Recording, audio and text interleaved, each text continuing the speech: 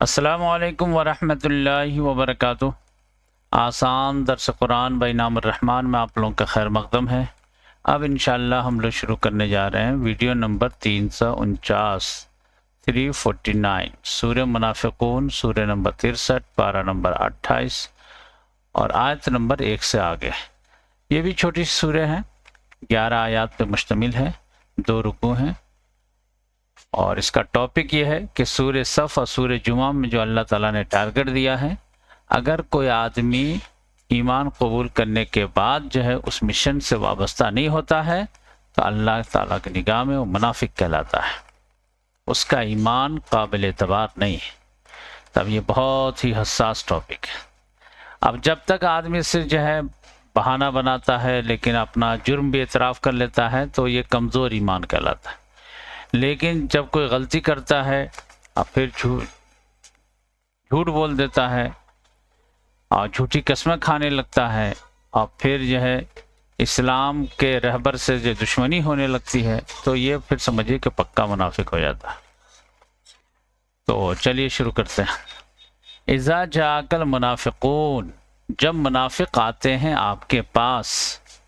قالو، اور خوب دعوے کر کے کہتے ہیں، کیا کہتے ہیں؟ نشہدو، ہم گواہی دیتے ہیں، انک لرسول اللہ، بے شک آپ اللہ کے رسول ہیں، واللہ یعلم انک لرسول، اور اللہ تعالیٰ کو خوب معلوم ہے کہ بے شک آپ اللہ کے رسول ہیں۔ یہ کہنے کی بات نہیں، یہ سب جانتا ہے۔ تو اب یہ جو ہے واللہ یشہد، اور اللہ تعالیٰ گواہی دیتا ہے کہ ان المنافقین لکاذبون، بے شک منافقین جھوٹ بول رہے ہیں۔ اب منافقین تو جھوٹ نہیں بول رہے ہیں کہ بے شک آپ اللہ کے رسول ہیں، یہ تو سچی بات ہے، اور اللہ تعالیٰ کہہ رہا ہے یہ جھوٹ بول رہے۔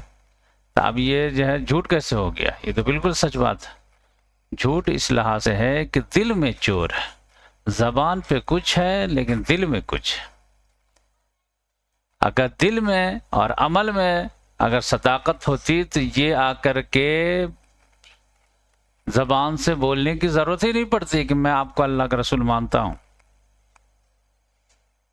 وہ تو جب پکڑے جاتے ہیں تب کہتے ہیں نہیں میں تو مانتا ہوں آپ کو اللہ کا رسول ہے، تو مانتے ہیں تو پھر بات کیوں نہیں مانتے؟ یہ معاملہ ہے کہ یہ محفل میں آ کر کے جھوٹ بول رہے ہیں کہ زبان سے کہ ہم آپ کو اللہ کا رسول مانتے ہیں، پھر جب لوگ ہنسنے لگتے ہیں ان کی جھوٹی باتوں پہ تو اتخذوا ایمانہم جنتن، انہوں نے اپنی قسموں کو ڈھال بنا لیا ہے، قسم خدا کی، واللہ یہ پرابلم تھا نہیں تو تم سے آگے ہوتا میں۔ تو انہوں نے اپنی قسموں کو ڈھال بنا لیا ہے۔ آپ کو جب آدمی قسم کھا لے تو لوگ تو وشواس کر ہی دیتے ہیں۔ اللہ تعالیٰ نے کہا ان لوگوں نے اپنی قسموں کو ڈھال بنا لیا ہے، فصدوا عن سبیل اللہ، پس یہ لوگ رکتے بھی ہیں اور روکتے بھی ہیں اللہ کے راستے سے۔ تو اب یہ ہے کہ یہاں پر آ کر کے قسم کھا کے جان بچا لیتے ہیں، بعض پرس سے بچ جاتے ہیں اور اپنے آپ کو قابل سمجھنے لگتے ہیں، لیکن اللہ تعالیٰ نے کہا انہم ساء ما کانوا یعملون، بے شک یہ لوگ بہت برا عمل ہے جو کر رہے ہیں۔ یہاں تو کسی طرح سے بچ جا رہے ہیں، لیکن خدا کے یہاں کیا وہاں بھی جھوٹ سے کام چل جائے گا؟ اصل معاملہ تو وہاں ہوگا نا، یہاں تو سمجھے ٹیمپروری احتساب ہو رہا۔ اب اللہ تعالیٰ نے فرمایا یہ لوگ دیکھو ڈبکی کس طرح لگاتے رہتے ہیں، یہ لوگ جو ہے سمجھے کہ کانشس منافق نہیں ہے، انکانشس منافق۔ ذالک بانہم آمنوا، ایسا اس وجہ ہے کہ ان لوگوں نے ایمان تو لائے تھے، ثم کفروا، پھر انہوں نے انکار کر دیا، تو فطبع علی قلوبہم، تو ان کے دلوں پر اللہ تعالیٰ نے مہر کر دیا، فہم لا یفقہون، تو اب یہ بات ہی نہیں سمجھتے ہیں کہ دین کے راستے میں لٹانے سے فائدہ ہے یا نقصان۔ تو اب یہ ایمان لائے تھے تو جنون ایمان لائے تھے، شعوری ایمان لائے تھے، اچھے سے ایمان لائے تھے، لیکن ایمان کا تقاضا نہیں پورا کیا، کفر کر دیے۔ تو یہ جو ہے اب دھیرے دھیرے جو ہے پھر وہ آدمی آگے بڑھ جاتا ہے۔ تو ایک تو ہوتا ہے جو جان بوجھ کر کے اسلام کو دھوکہ دینے کے لیے ہی کلمہ پڑھا ہے، وہ تو جاسوس ٹائپ کا ہے، وہ تو الگ ہے۔ زیادہ تر جو منافق ہیں وہ یہ ہے کہ اسلام کو فیس ویلیو پہ قبول تو کر لیتے ہیں اچھا مذہب سمجھ کر کے، لیکن جب اسلام کا تقاضے آنے شروع ہوتے ہیں تو پھر کہتے ہیں ارے واہ، میں تو سمجھا ہی نہیں تھا کہ اتنا جو ہے ہارڈ مذہب ہے۔ عمل کرنے کے لحاظ سے تو بالکل فطرت کے مطابق ہے اسلام، لیکن اسلام جو قربانی مانگتا ہے غلبہ کے لیے، اس میں تو ہر قدم پہ قربانی، ہر قدم پہ قربانی۔ جیسے ابھی کوئی آدمی دین کی طرف آتا ہے، سوچتا ہے کہ بال بچوں کو بھی دین کی طرف راغب کروں، تو چلو آپ بچے کو حافظ بناتے ہیں، تو سمجھتا کہ یہی میں بہت بڑا تیر مار دیا کہ میرا بچہ حافظ بن رہا ہے۔ بچہ بھی سمجھتا دیکھو میں ڈاکٹر کا بیٹا ہوں، پھر بھی میں حافظ بن رہا ہوں، ٹھیک ہے۔ حافظ بننے کے بعد کہتے ہیں ارے یہ رٹ لینے سے کیا ہونے والا ہے، اس کا مطلب بھی سمجھے تم، اچھا عربی لینگویج بھی سیکھنی پڑے گی، ہاں پوری تفسیر، ہاں ساری آیت کی تفسیر سمجھو گے تب تو آپ سمجھ پاؤ گے کہ اللہ تعالیٰ کیا کہنا چاہ رہا ہے۔ تو پھر تفسیر بھی جو ہے شروع کر دیتا ہے، تفسیر 7-8 سال میں مکمل کرتا ہے تو لوگ کہتے ہیں ارے بھائی قرآن کو صحیح طور سے آپ سمجھ ہی نہیں سکتے جب تک احادیث کا مطالعہ نہیں ہے، آپ کا سیرت کا مطالعہ نہیں ہے۔ اب لیجیے بخاری پڑھیے، مسلم پڑھیے، ترمذی پڑھیے، تب لوگ کہتے ہیں ارے میں تو سمجھا تھا حافظی بن جانے سے جو ہے 10 آدمی کو جنت میں لے جائیں گے، آپ تو پڑھائے جا رہے ہیں۔ تو یہ جو ہے پرابلم آتا ہے ان لوگوں کو۔ اب اللہ تعالیٰ نے فرمایا کہ وَإِذَا رَأَيْتَهُمْ، اور اے نبی صلی اللہ علیہ وسلم جب آپ دیکھتے ہیں ان لوگوں کو تو تُعْجِبُكَ أَجْسَامُهُمْ، تو ان کے جسم جو ہے آپ کو خوش کر دیتی ہے، یعنی واقعی میں ڈیل ڈول والے ہیں، اچھے لگتے ہیں، اور آپ یقینی بات ہے کہ جو وقت کا لیڈر ہے ان کو لگتا ہے کہ یہ سب میدان میں آئے تو صفوں کی صفیں الٹ دیں، کھاتا پیتا جو ہے دم پھلا پھلا جسم ہے۔ جب آپ ان جو ہے باڈی بلڈر لوگوں کو دیکھتے ہیں تو ان کے جسم آپ کو خوش کر دیتے ہیں، اچھا لگتا ہے۔ وَإِن يَقُولُوا تَسْمَعْ لِقَوْلِهِمْ، اور جب یقولو یہ لوگ بولتے ہیں مجلس میں، تسمع لقولہم، تو آپ ان کی بات سنتے ہی رہ جاتے ہیں، یعنی اتنے لچھے دار باتیں کرتے ہیں، بات کرنے میں بہت کان لگا کر کے ان کی بات سنتے ہیں۔ تو واقعی میں ان کے اندر جو ظاہری لحاظ سے تو ہر چیز ہے، اسپیکنگ ٹیلنٹ ہے، باڈی ہے، سب چیز ہے، لیکن کانہم خشب مسند ہے، لیکن جب وقت آتا ہے بدر کا، احد کا، خندق کا، گویا کہ یہ لوگ جو ہے لکڑیاں ہیں جو ٹیک لگا دی گئی، اپنے قدم پہ کھڑے ہی نہیں ہو پاتے۔ ذرا سے خبر سنے کہ مکے والے تیاری کر رہے ہیں، حالت خراب، تھر تھر کانپ رہے، ارے اتنا باڈی کسی دن کے لیے بنائے تھے، اتنی بڑی بڑی باتیں کرتے تھے نارمل حالات میں کہ یہ کر دینا چاہیے، وہ کر دینا چاہیے، ایسا کر دینا چاہیے، ویسا کر دینا چاہیے، اور جب وقت آیا تو سب سے زیادہ جو ہے گھبراہٹ تمہیں کو ہو رہی ہے، پاؤں پہ کھڑے ہی نہیں ہو پا رہے، جیسے ایک چھوٹا سا تنا رہتا ہے وہ اپنے پاؤں جڑ پہ کھڑا رہ جاتا ہے، اور ایک کٹی ہوئی لکڑی اس کو ٹیک لگا کے کھڑا رکھنا پڑتا ہے۔ یحسبون کل صیحۃ علیہم، وہ لوگ گمان کرتے ہیں کہ ہر چیخ جو ہے انہی پہ پڑنے والی، ہر بلند آواز جو چیخ رہتے ہیں کہ وہ وارننگ دینے والا جو چیختا ہے تو لگتا ہے کہ اب حال لیجیے ہمارے خلاف معاملہ ہے۔ تو اب یہ آدمی جو ہے جو اس ٹائپ کا ہے کہ دیکھنے میں تو بہت باڈی بلڈر ہے، بولنے میں بہت ایکسپرٹ ہے، لیکن وقت آنے پر جو ہے کھوکھلا تنا کی طرح جو ہے گھبرانے لگتا ہے، تو اے نبی صلی اللہ علیہ وسلم یہ آپ کے لیے ایسٹ نہیں ہے، ہم العدو، یہ دشمن ہے، اس میں امید مت لگائیے، فاحذرہم، ان سے چوکنے رہیے، یہ وقت پہ کام نہیں آئیں گے، وقت پر آپ پہ ہی دباؤ بنا دیں گے، یہ ایسٹ نہیں ہے، بوجھ ہیں، بوجھ دھرتی کے۔ قاتلہم اللہ، اللہ انہیں غارت کرے، انا یوفکون، کہاں سے پھرائے جاتے ہیں، یعنی اتنا قریب پہنچا دیے تھے۔ نبی کریم صلی اللہ علیہ وسلم کا جو ہے زمانہ ملا، ایمان لانے کی توفیق ہوئی، صحابہ کرام کی صحبت ملی، میدان سج گیا، اب جو ہے دشمن سامنے ہے، اب یا تو تم غالب ہو گئے، غازی ہو گئے، یا شہید ہو گئے، اور یہاں سے تم جو ہے الٹے پھر گئے، یعنی جنت کے کتنا قریب پہنچ کر کے جو ہے تو اللہ تعالیٰ انا یوفکون، کہاں سے الٹائے جا رہے ہو۔ اب ان سے غلطی کبھی ہو جائے، میدان چھوڑ کر کے بھاگ گئے ہیں، تو پھر یقینی بات ہے کہ یہی سمجھایا جائے گا اچھا ٹھیک ہے غلطی ہو گیا، آؤ توبہ استغفار کر لو، معافی کر لو۔ وَإِذَا قِيلَ لَهُمْ تَعَالَوْا، اور جب کہا جاتا ہے ان لوگوں سے تعالوا آؤ ادھر، یستغفر لکم رسول اللہ صلی اللہ علیہ وسلم تم لوگوں کے لیے استغفار کر دیں گے، اللہ تعالیٰ سے بخشش طلب کر دیں گے، آؤ مجلس میں تو آؤ، کم سے کم آپ صلی اللہ علیہ وسلم کے سامنے بیٹھو، شرمندگی کا اظہار کرو، تو آپ صلی اللہ علیہ وسلم دعا کر دیں گے اللہ تعالیٰ سے کہ ٹھیک ہے میرا ساتھی تھا، غلطی سے میدان چھوڑ کے بھاگ گیا تھا، ٹھیک ہے پھر آ جائیں، جسے احد میں جو 300 لوگ نکل گئے تھے۔ تو یہاں پر عزت نفس کا معاملہ آیا تھا، لووا رؤوسہم، سروں کو جھٹک دیتے ہیں، منہ موڑ لیتے اپنے سروں، وَرَأَيْتَهُمْ يَصُدُّونَ وَهُمْ مُسْتَكْبِرُونَ، اور آپ ان لوگوں کو دیکھتے ہیں کہ وہ رک رہے ہیں، وَهُمْ مُسْتَكْبِرُونَ، اس حال میں کہ تکبر کرتے ہوئے، عزت نفس آڑے آ جاتی ہے کہ ہم اتنا بڑا سیٹ اور ہم جائیں گے مجلس میں اعتراف جرم کرنے کے لیے، نہیں نہیں نہیں، جاؤ جاؤ۔ تو اللہ تعالیٰ کو بھی غصہ آیا کہ ایسے متکبر کے لیے کیا ہے، سواء علیہم، اے نبی صلی اللہ علیہ وسلم برابر ہے ان لوگوں پر،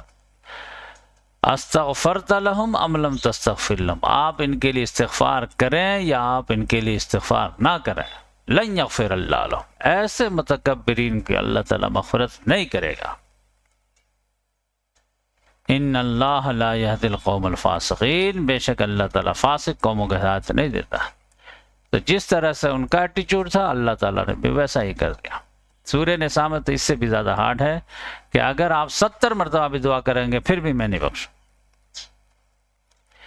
اب یہاں پر یہ دو آیتیں جو ہے اس کا کانٹیکسٹ یہ ہے کہ صحابہ کرام آپ صلی اللہ علیہ وسلم ایک غزوہ میں گئے ہوئے تھے، وہاں پر جو آپس میں جو ہے انصار مہاجرین میں تھوڑی سی لڑائی ہو گئی، اس کو بیس بنا کر کے عبداللہ بن ابی نے جو ہے تفریق ڈالنا چاہا انصار اور مہاجرین میں کہ انصاریوں کچھ بھی خرچ مت کرو، ان لوگوں پہ خرچ کرتے ہیں جس کے وجہ سے یہ لوگ جو ہے وہ یہاں پر بیٹھے ہوئے ہیں مدینہ میں اور لڑائی وڑائی سوچتی ہے، اور پھر آپ دیکھو نوبت یہ آئی ہے کہ ہم ہی لوگوں سے لڑنے لگے۔ تو یہ اپنی مجلس وغیرہ میں بولا تو ایک صحابی تھے، کمسن صحابی تھے، زید بن ارقم رضی اللہ، وہ جا کے سن لیے، وہ آپ صلی اللہ علیہ وسلم کو بول دیے کہ عبداللہ بن ابی تو اس طرح بھڑکا رہا تھا سب کو، آپ صلی اللہ علیہ وسلم نے طلب کیا تو وہ فوراً انکار کر کے جھوٹ بول دیا۔ تو پھر یہ چڑھ بھی دوڑا کہ آپ اس چھوٹے سے بچے کی بات مان رہے ہیں، اب میں سردار آدمی میں کہہ رہا ہوں میں نہیں بولا ہوں، تو آپ صلی اللہ علیہ وسلم کہا ٹھیک ہے جاؤ۔ تو زید بن ارقم کہتے ہیں کہ مجھے بہت تکلیف ہوئی، لیکن اللہ تعالیٰ نے یہ دو آیت نازل کر دی اور زید بن ارقم رضی اللہ تعالیٰ عنہ کو ہمیشہ کے لیے امر کر دیا اور عبداللہ بن ابی کو ذلیل کر دیا۔ یہ دیکھیں، ہم الذین یقولون، یہی لوگ ہیں جنہوں نے کہا ہے، عبداللہ بن ابی تو لیڈر تھا نا، کئی ایک پورا گروپ تھا ہاں میں ہاں ملانے والا، ہم الذین یقولون، وہی لوگ ہیں جنہوں نے کہا ہے، لا تنفقوا، مت خرچ کرو، علی من عند رسول اللہ، اس شخص پر جو رسول اللہ صلی اللہ علیہ وسلم کے پاس بیٹھا رہتا ہے، چپکا رہتا ہے، یعنی صحابہ کرام اصحاب صفہ یہ سب بیٹھے رہتے تھے، حتی ینفضوا، یہاں تک کہ یہ لوگ چھٹک جائیں، یعنی حقہ پانی بند کر دو، ان کو کھانے کو مفت کھانے کو ملتا ہے تو خوب خدا یاد آتا ہے، جب کھانا پینا بند کر دیں گے ہم لوگ خود ہی ایک ایک کر کے اپنے اپنے گھر چلے جائیں گے، کوئی ان لوگوں کو دین سے لگاؤ نہیں ہے۔ جیسے مدرسہ کے بچے کو کیسے محترم ڈانٹتا رہتا ہے، ارے یہ لوگ پڑھنے کو چھوڑنا آیا ہے، بہت گزاری کے لیے آیا ہے، کھانے کے لیے آیا ہے، کھانا ہے سونا ہے بس کیا ہے، تو اس طرح تو وہ تو مدرسے کے محتمل تو تنبیہ کے لیے ڈانٹتے ہیں، لیکن یہ تو سمجھے کہ عبداللہ بن ابی تو مطلب شرارتی مزاج کا تھا، وہ میں بات سمجھانے کے لیے بولا، ہم الذین یقولون لا تنفقوا علی من عند رسول اللہ حتی ینفضوا، اللہ تعالیٰ نے اس پہ تبصرہ کیا کہ یہ سمجھتا کہ خزانے کا مالک میں ہوں، میں رازق ہوں، میں کھانا دیتا ہوں لوگ، وَلِلَّهِ خَزَائِنُ السَّمَاوَاتِ وَالْأَرْضِ، اللہ ہی کے لیے ہے آسمان و زمین کے خزائن، وَلَكِنَّ الْمُنَافِقِينَ لَا يَفْقَهُونَ، لیکن منافق لوگ بات سمجھتے نہیں ہیں کہ ان کو بھی جو کھانا ملتا ہے وہ اللہ تعالیٰ ہی دیتا ہے۔ اب یہ جاوید صاحب کو کون سمجھائے؟ یقولون، اور دیکھیے دوسری بات، ایک تو یہ بولا تھا، اس نے ڈائلاگ مارا تھا کہ کھانا پینا خرچہ بند کر دو ان لوگوں کا، خود ہی ایک ایک کر کے نکل جائیں گے، نہ ان کو جو ہے وٹامن ملے گا نہ چپکے رہیں گے۔ اور دوسری بات جو ہے ایک اور خطرناک جملہ بول دیا تھا، تو وہ تو اور ہارڈ تھا۔ یقولون، ان لوگوں نے کہا ہے، لئن رجعنا الی المدینہ، اگر ہم لوگ لوٹ گئے مدینہ واپس، یعنی جنگ ہی میں راستے مارے گئے تو الگ بات ہے، لیکن اگر مدینہ صحیح سالم لوٹ گئے تو کیا کریں گے؟ لَيُخْرِجَنَّ الْعَزُّ مِنْهَا الْأَذَلَّ، تو ان میں کہ جو سب سے زیادہ عزت دار لوگ ہیں وہ لازماً نکال باہر کریں گے وہاں کے ذلیل لوگوں کو، کمزور لوگوں کو۔ اب انصار کو کہتا تھا کہ وہ زبردست ہیں اور یہ مہاجرین جو کمزور ہیں، تو کہتا تھا کہ طاقتور جو کمزوروں کو نکال باہر کریں گے۔ یہ بھی آپ انتظار نہیں کریں گے کہ جو ہے کھانا پانی بند کر دو دھیرے دھیرے خود ہی چلے جائیں گے، نہیں، آپ بائی فورس نکال دیں گے، چلیے بھائی جائیے مدینہ سے۔ اب اللہ تعالیٰ نے فرمایا وَلِلَّهِ الْعِزَّةُ وَلِرَسُولِهِ وَلِلْمُؤْمِنِينَ، اللہ ہی کے لیے تمام کی تمام عزت ہے، اس کے رسول کے لیے اور مومنین کے لیے۔ وَلَكِنَّ الْمُنَافِقِينَ لَا يَعْلَمُونَ، لیکن منافق لوگ جانتے نہیں۔ تو یہ دونوں آیتیں نازل ہوئی تو پھر سمجھے کہ عبداللہ بن ابی کی بولتی بند ہو گئی، اور زید بن ارقم رضی اللہ تعالیٰ پھر محفل میں چھا گیا، اور آپ صلی اللہ علیہ وسلم نے فرمایا بچے کے کان نے غلط نہیں سنا تھا۔ اب اللہ تعالیٰ نے دو آیتوں میں علاج بتایا ہے کہ اگر کسی کو نفاق کی بیماری لگ گئی ہے تو علاج کیا ہے، اور اگر کوئی یہ چاہتا ہے کہ مجھے یہ بیماری لگنے ہی نہ پائے تو پھر کیا کرنا چاہیے؟ جیسے یہ نا بھائی سردی ہو گئی تو اس کے لیے یہ دوا ہے، اور آپ یہ چاہتے ہیں کہ سردی ہو ہی نہیں تو پھر بیوی کو آئس کریم مت کھلائیے۔ تو پہلے یہ ہے کہ آئس کریم سے اوائڈ کرنے والا، یا ایھا الذین آمنو، اے لوگو جو ایمان لائے ہو، لا تلہکم اموالکم ولا اولادکم عن ذکر اللہ، تم لوگوں کو غافل نہ کر دے تمہارے مال اور تمہارے اولاد اللہ کی یاد سے، یعنی مال کو بڑھانے کے چکر، اولاد کے پرورش کے چکر میں اتنا نہ کھو جاؤ کہ اللہ کی یاد سے غافل ہو جاؤ۔ اور اللہ کی یاد سے مراد یہاں پر کانٹیکسٹ سے مراد کیا ہے کہ اللہ کے دین کے مشن سے غافل ہو جائے۔ اللہ یاد ہے تو پھر اللہ تعالیٰ کے دیا ہوا مشن بھی یاد ہونا چاہیے۔ جیسے کوئی آدمی رہتا ہے نا، باہر بمبئی وغیرہ میں رہتا ہے یا سعودی میں رہتا ہے، اور اگر وہ جو ہے گھر وغیرہ کو خیال نہیں کرتا ہے، اور اس کے بیوی والے بچے جو ہے پردیس گھر پہ ہیں، تو کوئی اگر رشتہ دار گاؤں کا مل جاتا ہے تو اس کو کیا پوچھتے ہیں؟ ارے تم کو بیوی یاد نہیں آتی کیا؟ بچے نہیں یاد آتے؟ ہاں یہ یاد تو میں روزانہ کرتا ہوں۔ ارے یاد کرتے ہو تو پھر تو خرچہ کیوں نہیں بھیجتے ہو؟ جو کماتے ہو یہیں اڑا دیتے ہو۔ تو یاد کرنے سے مراد یہ ہے کہ پھر یاد کے تقاضے پورے کرتے ہو یا نہیں کرتے ہو۔ اگر بچے یاد ہیں تو بچے کیا کھائیں گے اس کی بھی فکر ہونی چاہیے نا تم کو۔ اللہ تعالیٰ یاد ہے تو پھر اللہ تعالیٰ کے دین کی سال میں ہے، اس کی بھی تو فکر ہونی چاہیے آپ کو۔ تو صرف جو ہے وہ سبحان اللہ کہنے سے نہیں ہے، یعنی اللہ کو یاد کا مطلب یہ ہے کہ استحضار فی القلب، اب پھر اس کے تقاضے پورے کرو، پھر یہ مال کو بھی بڑھاؤ، اولاد کو بھی بڑھاؤ، لیکن یہ اللہ کا دیا ہوا جو مشن ہے اس کے بھی تقاضے پورے کرو، بیلنسنگ لاؤ۔ وَمَن يَفْعَلْ ذَلِكَ فَأُولَٰئِكَ هُمُ الْخَاسِرُونَ، اور جو ایسا کرے گا تو پھر وہی خسارے پانے والے ہیں۔ یعنی مال اولاد کے چکر میں اگر جو لمٹ کراس کر دیا، حد سے زیادہ انوالو ہو گیا، انہماک ہو گیا، تو پھر یہی آدمی جو ہے آخر میں خسارہ والا ہو جائے گا۔ تو اگر آپ یہ چاہتے ہیں کہ ہم کو نفاق کی بیماری لگنے ہی نہ پائے، تو پھر جو ہے یہ سب چکر کے بجائے اس کو ٹاپ پرائرٹی دینے کے بجائے اللہ تعالیٰ کے مشن کو ٹاپ پرائرٹی دے دیجیے۔ پرائرٹی نمبر 1 اس کو کر دیجیے، اس کو سیکنڈ، اس کو تھرڈ پہ ڈال دیجیے۔ ہم لوگ اس سب کو جو ہے فرسٹ سیکنڈ، اس کو تھرڈ لاسٹ میں ڈال دیتے ہیں، نفل بنا دیتے ہیں اس کو۔ اور اگر بیماری لگ گئی ہے تو اب تو کیوریٹیو علاج ہوگا، اب صرف آئس کریم نہ کھانے سے تو کام نہیں چلے گا، اب تو دوا لینی پڑے گی۔ وَأَنفِقُوا مِمَّا رَزَقْنَاكُم مِّن قَبْلُ، اب نفاق کا علاج نفاق سے ہی ہوگا۔ نفاق کی بیماری ہی لگی ہے، خرچ ڈرنے وجہ سے، مال کی محبت کی وجہ سے، تو جس کی وجہ سے مال کی محبت کی وجہ سے